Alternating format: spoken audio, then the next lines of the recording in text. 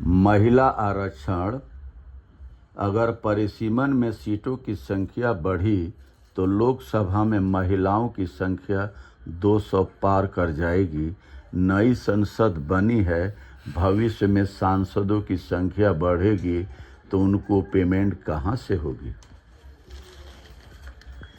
सर्वोच्च न्यायालय ने एक बार फिर महिला सशक्तिकरण का पक्ष लेते हुए महिलाओं को देश का सबसे बड़ा अल्पसंख्यक समुदाय बताया है।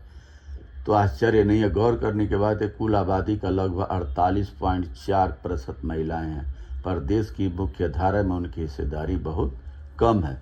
महिलाओं के लिए विधायिका में 33% आरक्षण संबंधी संशोधन तो साल 2023 में हो गया था, लेकिन जब देश में अगला चुनाव क्षेत्र परिसीमन होगा उसके बाद ही उच्च स्तरीय विधायिका में इसे लागू किया जाएगा।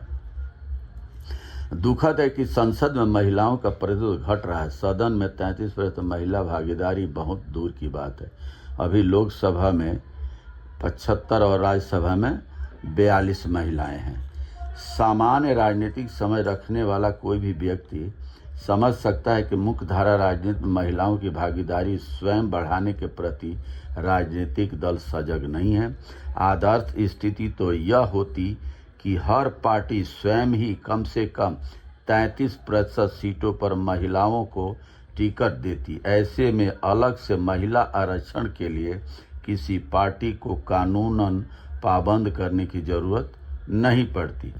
एक पहलू यह भी है कि ज़्यादातर महिलाएं स्थापित राजनीतिक परिवारों से आ रही हैं और पूरी तरह से अपनी योग्यता पर राजनीति में मुकाम बनाने वाली महिलाओं की संख्या कम है। तो यहाँ सवाल यह है कि ये महिलाएं कौन आ रही हैं।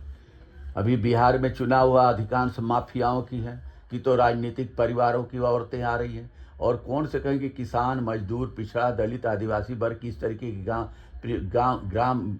ग्रामीण पृष्ठभूमि की औरतें आएंगी ना। इसमें किसान आता है। अभी राष्ट्रपति जी मनोनीत करती हैं सांसदों की, तो वही लोग आते हैं। खेल से खिलाड़ी, खेल दुनिया से आएंगे वही, फिल्मी दुनिया से आएंगे वही। माने जितने बड़े लोग हैं वही आएंगे। ना किसान आएगा, किसानों की समस्या है, ना प्रदूषण की समस्या जो उठाता है, नदियों की सफाई पर जो अभियान चलाते हैं, जो पर्यावरण की रक्षा के लिए संघर्ष कर रहे हैं, उनको कभी संसद में राष्ट्रपति जी मनोनीत नहीं करेंगी। और दूसरी बात कहने के लिए, जब अभी बिहार में नीतीश तेजस्वी ने नौकरी के लिए, पैसे के लिए बोले हर घर नौकरी देंगे, तो अमित शाह जी कहते हैं कि पैसा कहाँ से आएगा। और नीतीश कुमार जी एक बार कहे थे, तेजस्वी बोले कि 10 लाख नौकरी है, तो नीतीश कुमार जी क्या बोल रहे हैं कि अपने बाप के घर से पैसा लाएगा।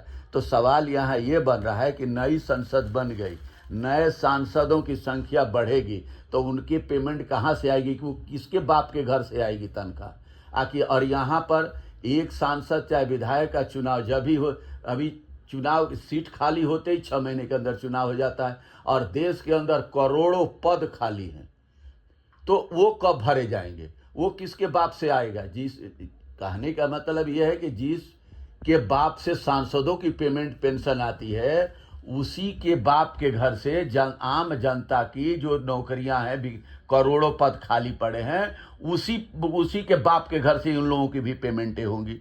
तो पहले अपने अंदर अपनी सुख सुविधाएं पूरा अभी 7 साल नौकरी करने के बाद उसको पेंशन नहीं है। अग्निवीर योजना आला करके 4 साल के लिए उसके पास पेंशन नहीं है। और इनके लिए नाना प्रकार की सुविधाएं। एक ही थाली में 2 पेट कब तक चलेगा। ये देश कब तक बर्दाश्त करेगा ऐसा अत्याचार। और सांसद खुद निर्णय करे कि ये देश के अंदर अत्याचार कब तक चलेगा, और नौजवान युवा वर्ग कब तक आपको बर्दाश्त करता रहेगा। बहुत बहुत धन्यवाद। नमस्कार, प्रणाम।